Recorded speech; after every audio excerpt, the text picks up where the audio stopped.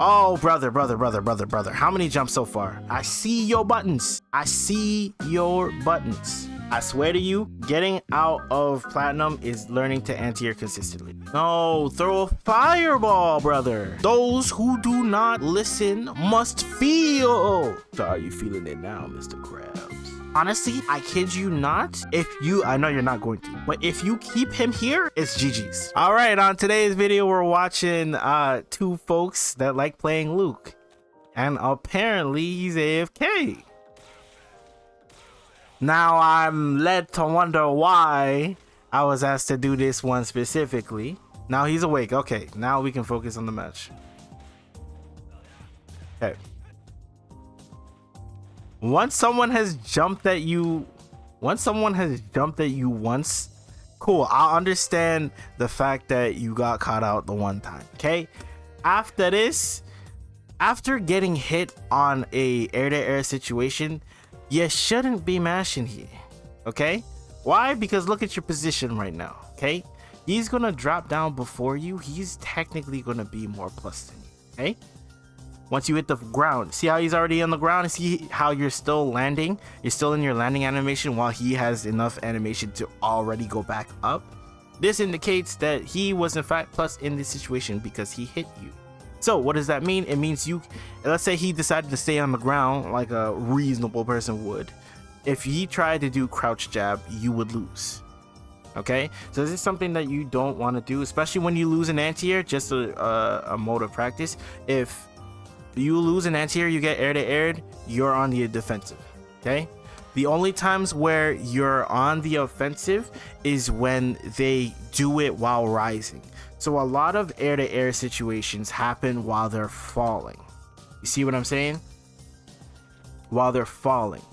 But if you do it while rising, you're negative. A good example of this is that, notice how you can punish Cammy when she misses a dive kick? Yeah, that's because the button came out as jump heavy kick while rising. So as a result, when you land, you're negative and you can get punished for it. Okay?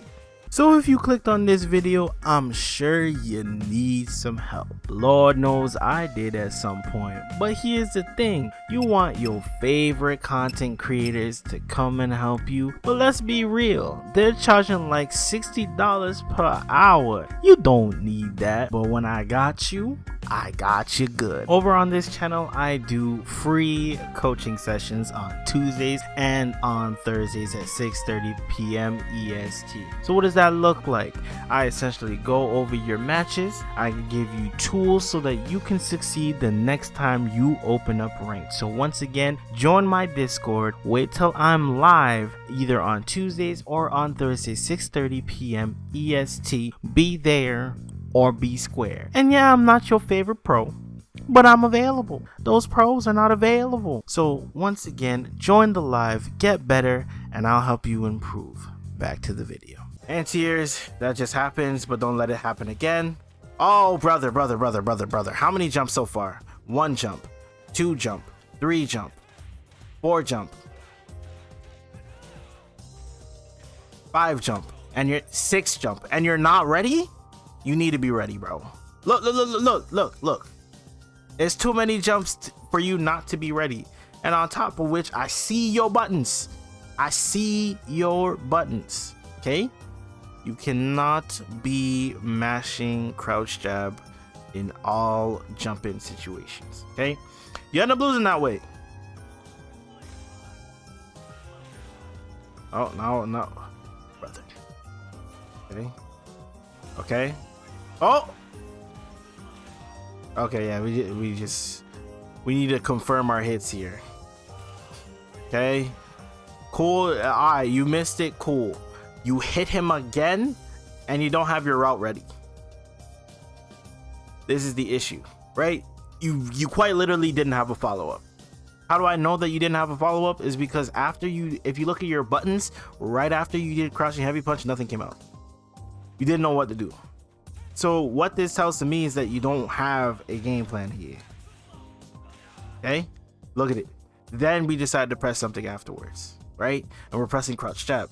Granted, you're plus in this situation, but it doesn't really do anything. because you're not comboing. So you're not prepared to combo. So then again, it becomes, what is our game plan? What is our goal in these situations? Okay. Yes, anti-air, beautiful. Okay. Be careful with that, but it's fine. Anti-air, bro. Getting out of platinum means you just learn how to anti-air consistently. I swear to you, getting out of platinum is learning to anti-air consistently. This man has done like 8 jumps this round alone.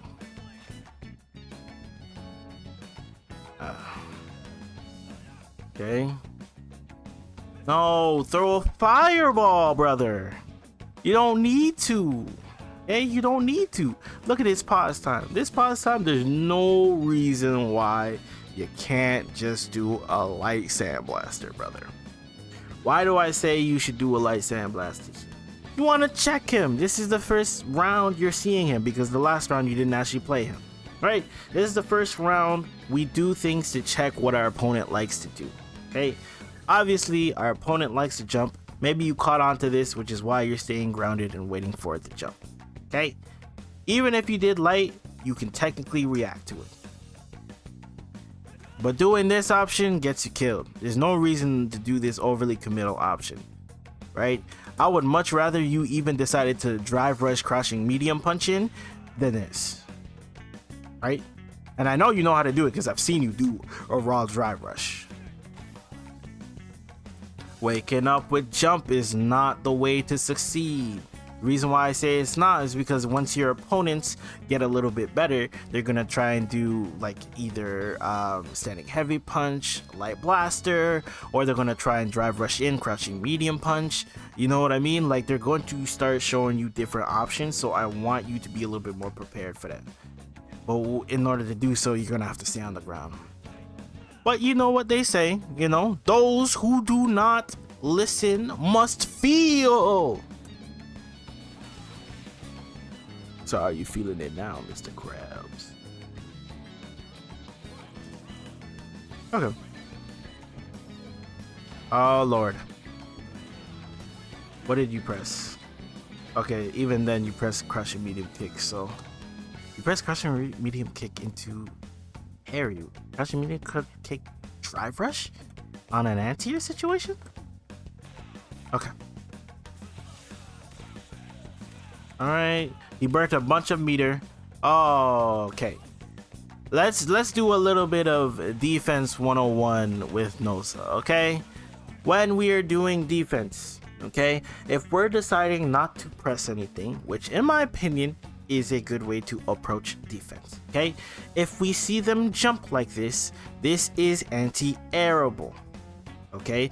This you can anti-air, all right? Now the reason why staying in place is good is because if your opponent decides to walk back, we can try and crouch it medium kick them. If they try to dash into jump like this opponent did, we can anti-air them. That's why it's particularly good in this situation. Okay, unfortunately we end up eating it. Good on the tech.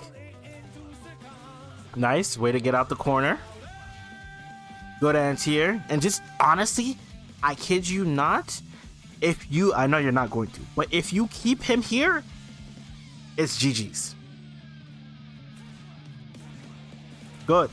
If you keep him at this range, you will win the game. This is not hyperbolic. I'm being so serious. If you keep this range, he loses the game. Platinums do not know how to handle themselves at this range. Yeah. Now the reason why this range is particularly powerful is because it gives you enough time to react to jumps, gives you enough time to react to drive rush, and also it is a pretty uncomfortable range where they can't really just throw out crouching medium kick or crouching medium punch drive rush. Right? Unfortunately, we don't keep the space going. He holds up and we're not prepared and we get hit for it. And no reason why you should be hitting crouching medium punch while being hit, my guy. Okay, super. Nice.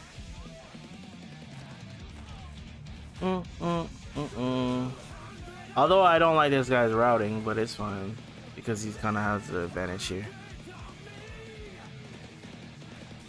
Okay, doing this is only good in the corner. Doing standing heavy punch to the eye is only kind of good in the corner. Because most of the time, if you do standing heavy punch, it's not likely they're gonna try and press afterwards. You kind of want to press buttons that will kind of force them to, or make them want to try and press something in this situation. So that's kind of why I'd say that standing heavy punch is not one of those buttons, and we burnt ourselves out when we had advantage.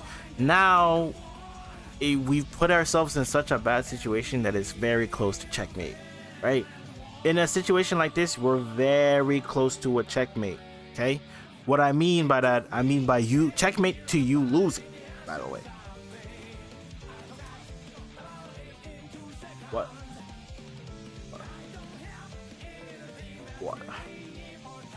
Okay, this was the game. I will. This is the game, and he fumbles it, but it don't matter because we're not gonna end here. Okay. All right, so the things that I noticed: number one, we are not anti-airing. Okay. 2, we need to understand rangings in the corner and how we can use that to our advantage. Okay. Because what happens is a lot of opponents in Platinum, they're going to try and jump out the corner. Some of them are going to be wise enough to try and use their button out the corner. A lot of them, if they can't jump out the corner, they're going to try and use a special move out the corner, right? But the thing is that if we stand at that range I mentioned earlier, we'll be able to react to such things a lot easier, and as a result make our game plan a lot more solid. On top of which, we do not have a game plan when it comes to combos or how to approach offense. So let's go on to the next one. The next match, let's see what happens here. He's being aggro again. He has chosen round start jump for the third time, or yeah, third time now, and we have not made an adaptation towards it. Okay, this is fine. The reason why I say this is fine and you should take these is because they burnt 3 meter or 3 drive gauge, I'm sorry, in order to get that throw. All for what? A measly little, measly little 12 piece? You know what I mean? Like, we eat those. Okay, we mash. Nice try. And here I was fine with, right? This engagement happens quite a bit, right? At pretty much the higher ranks pretty consistently, right? But the thing is that here you cannot be allowing your opponent to jump in for free like this. Okay.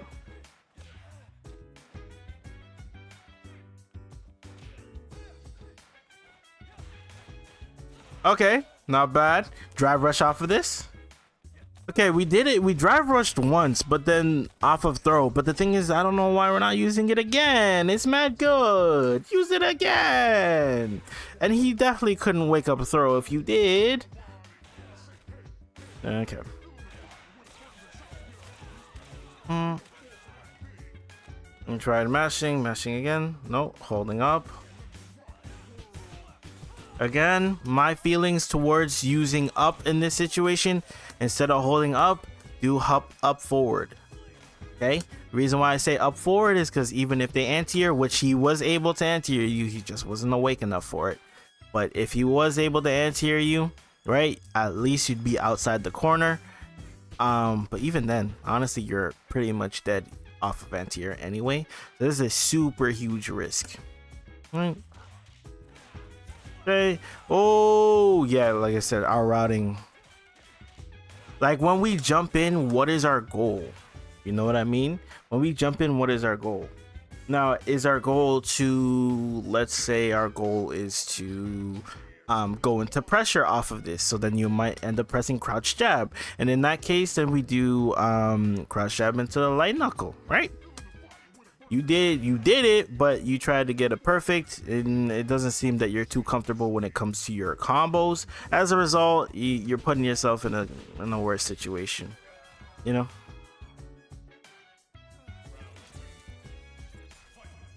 Okay. Now let's talk about this. We do see pro players do this, okay? And it's not the worst situation for them. For you, it's not good. Why is it not good? Because you, okay, again, there's no shot on you, but you're learning the game, which is fine. Here's the thing though, for you, you're not keeping an eye on your meter too often. You're kind of just going and playing the game, which again, that's what we all want to do. But regardless of that, you'll end up sending yourself in burnout very, very, very fast. Okay? As a result of that, you don't know how to play in burnout consistently, as shown by your gameplay thus far.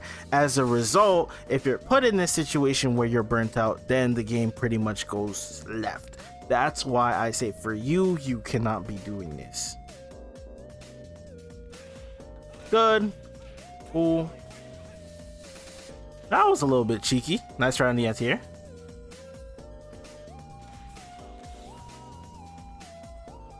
Okay. Ooh.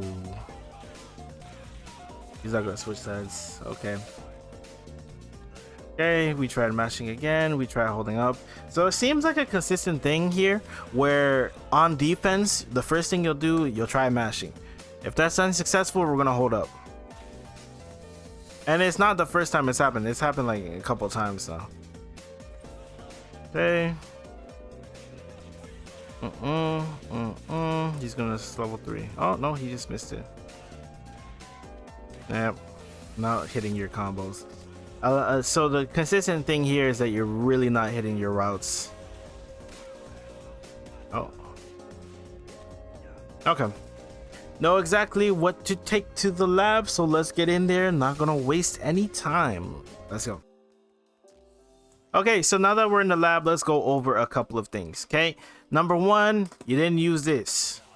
Okay, it felt as though you were very afraid of the fireball war. Maybe this is because you're afraid of them jumping in on you, but in those cases you want to DP them, right? So in order to do this a little bit more consistently, what you can do is that if you look at my inputs, I'm still holding the forward, right? I'm holding the forward. So what happens is if I see them jump, then we can anti them, right? And if we want to do another one, we do half circle forward. Because the reason why, if you hold forward and try to do it again and try to do another fireball, you'll end up getting DP. But if we do half circle forward, it circumvents the forward input and realigns us to do this again, right? So that's kind of the war that you want to be able to do consistently. And you say you're not in the perfect mindset to be anti-airing DP. I need more of these on deck, because a lot of the time what we would see is that they would just jump at you, and that's all you really had to do. You know what I mean? Just kind of stop them from jumping. Let's talk about the corner situation. There was a situation where you had them in the corner like so, and the reason why I say this is particularly strong, we can check them like this, right? We can check them like this, and then on top of which, if we want to go in, we can go in like so, right? It gives you the perfect range to say if they come in on you. Wow, hold on. At this range, if you're at this range, they try to jump in on you, you can anti-air them, right? If they try to press a button at this range, right? If they try to press a button at this range, we can try and whiff punish it. Me pressing R3 and trying to whiff punish at the same time, right? If they want to try and get up in that situation, they're a little bit stuck. This is why this situation is so strong, right? Throw the fireball. If they try to get out the situation, they get hit. On top of which, it allows you to do this, right? Which leaves you plus. That sort of situation. You can also drive rush. So when they're here, you could also do this. You can do this. You can do drive rush into throw, whatever have you. I'm not gonna be dealing with them OD rising on me, right? That's kind of why I say it's particularly strong. As for the neutral, the reason why you lost is because you weren't anti-airing. And then when we did jump in, we didn't know necessarily the routing that we wanted to go. And then we end up missing the combo as a result of it. Right? So those are the things that generally I want to go off about. Let me think here. There are a couple of situations where I feel as though you can go ahead and take a little bit extra space. We can, especially when we throw them here, we tried walking in on them, and while walking in on them may be good in some situations. As you see, it leaves you so far away, especially when they back roll. So that's why doing this is particularly good. Okay, so if we hold 6 and we do 4 2 6, cut this out. Okay, thank you again for the replay. Once again, we're making a push for 1,000. If we don't make it, that's perfectly fine. But any questions?